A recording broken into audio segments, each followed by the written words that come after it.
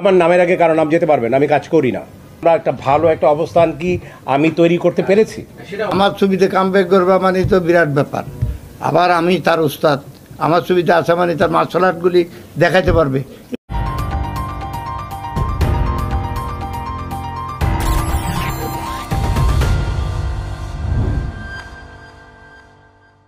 Terms and condition দিয়েছিলাম, যদি এরকম হয় যেমন আমি অন্য কোনো ক্যারেক্টার আমি কাজ করি না, সেন্ট্রাল ক্যারেক্টার আমার যদি হয় করব, সেই রকম জিনিস সে বলেছে হ্যাঁ সেরকম আছে। আর একটি জিনিস বলেছিলাম যে ভাই যেভাবেই হোক না কেন আমার নামের আগে কারো নাম যেতে পারবে না, আমি কাজ করি না। এই ব্যাপারগুলো যদি মনে রাখতে পারেন, যদি মনে করেন যে হ্যাঁ রুবেল ভাইকে নিয়ে কাজ করা সম্ভব, তাহলে কাজ আমি করব। সো আমরা কাজ করেছি, কাজ করার পর এখন আপনারা যারা দেখেছেন আমি তাদের কাছে জিজ্ঞেস করতে চাই আসলে কেমন হয়েছে। ছিল একদম শুরু থেকে শেষ পর্যন্ত দুর্দান্ত ছিল এবং রুবেলের যে একটা অর্ডার ছিল সেটা বজায় ছিল আর কি।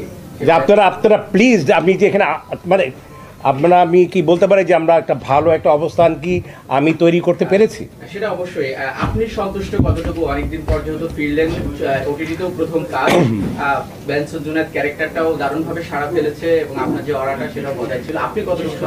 আসলে আমি সারা জীবনে যেটা করেছি, আমি সারা জীবন আমি যখন কাজ করতে যাই একজন ডিরেক্টরের আন্ডারে, আমি তখন দেখি যে ডিরেক্টর স্যাটিসফাইড কিনা। আমি শর্টদের পর সবসময় জিজ্ঞেস করি শর্ট ঠিক আছে কিনা, সেটা দিকে তারা স্যাটিসফাইড মিনস আমি স্যাটিসফাই। হ্যাঁ দুই এক সময় হয়েছে যে আমি রিকোয়েস্ট করেছি না এই শর্টটা এরকম না দিয়ে যে আরেকটা শর্ট দিলে কেমন হয়, তারা মেনে নিয়েছে। তো সেইখানে আমার কথা হচ্ছে যারা আমাকে নিয়ে কাজ করেছেন তাদের প্রতি আমি গভীর শ্রদ্ধা জানাই। তারা আমাকে এইভাবে প্রথমে চিন্তা করেছে নিয়ে গেছেন। রায়হান রাফি ভাইকেও আমি বলবো যে উনি এইভাবে আমার এই ক্যারেক্টারের কথা চিন্তা করেছেন, আমাকে নিয়ে গেছেন। এবং আপনাদের কাছে যদি ভালো লেগে থাকে তাহলে আমি মনে করবো যে ইয়েস আমার পদার্পণটা তার অনেক দিন পরে হলে পরেও সেটা সুন্দরভাবে হয়েছে।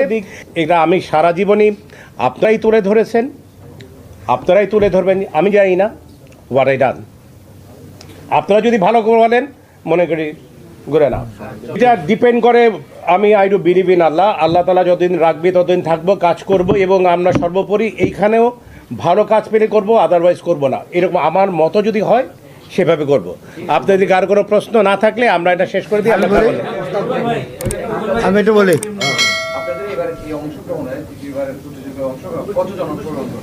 এটা তো দেখলে বুঝবেন ওখানে কতজন গণবো কেমন। 10 দিচ্ছি 500, যেহেতু মানে 200 উপরে হবে ইনশাল্লাহ। আমরা